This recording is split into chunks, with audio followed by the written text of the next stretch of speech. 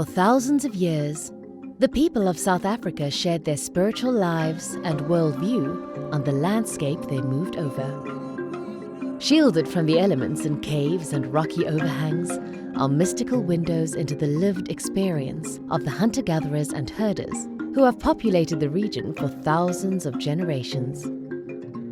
The images they created are deeply embedded in South Africa's national psyche, with motifs from this famous example, the Linton panel, incorporated into the national coat of arms. We now understand rock art to be spiritual rather than literal. These were not depictions of everyday activities, nor were they representations of religious ideas and narratives. These paintings and engravings, and even the rocks on which they were made, are the very things they depict. They are the mystical experience of the illustrator. The culture that created these works still finds expression in tiny pockets of modern South African sand, although the practice of painting and engraving stopped some time ago. What remains for us to see gives an insight into how the people who made this art experienced their consciousness.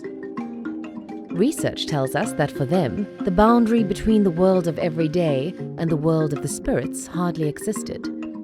The intangible was for them as present as the sand, the rocks, and the animals.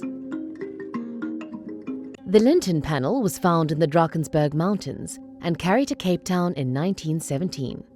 It has a number of features found in many other examples, notably the luminous ropes that the travelers climbed to reach the place of God, the dangerous darts shot at them by the spirits of the dead and other malevolent forces, and the animals whose innate essence and potency is being harnessed.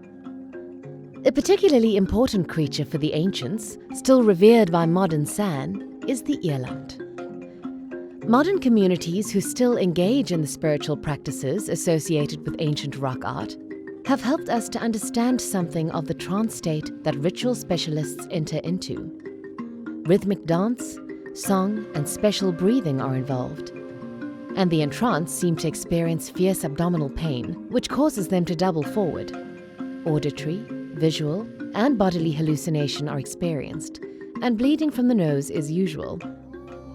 Blood is seen dripping from the noses of animals and is streaked across the face of the traveler, so evidently it has a special spiritual significance.